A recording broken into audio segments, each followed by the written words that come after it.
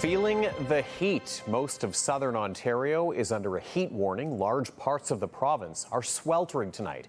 Dangerous heat and humidity continue to blanket the southern portion of the province. And while heat waves in June are not unusual in Ontario, what makes this one feel different is the humidex. People are being urged to stay indoors and to be cautious if they do have to go out.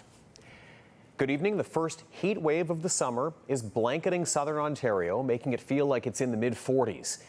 Tonight, a warning about how dangerous that can be for people and for our pets. CTV's Heather Senoran reports. The summer is already heating up. Staff at the KW Humane Society say the rule is simple. If it's too hot for you, it's too hot for your pet. If you can't put your hand on the pavement and not get too hot too quickly, then your pet probably can't be walking on the pavement in that heat. Unfortunately, as soon as the season starts, the calls come in about people spotting dogs left alone in hot cars. We get calls for this type of thing every single day in this type of weather. Experts say no excuses. Leave your pet at home if you have to.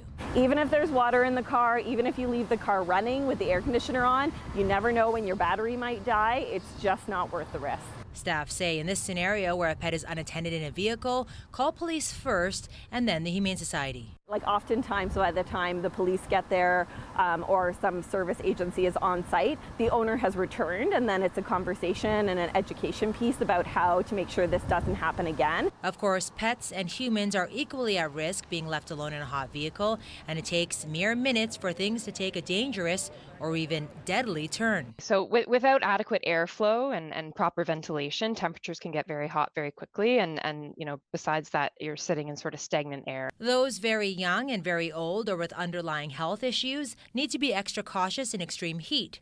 Ways to avoid it besides staying in: wear loose, light clothes, pack plenty of water if you're going outside to stay hydrated, block the sun if using curtains, blinds, wear your sunscreen, but best of all, just avoid exposure if at all possible. And for furry friends, keep an eye out for the signs of heat stroke. If they were panting to the point where they were drooling, vomiting, if they had become limp or appeared unconscious.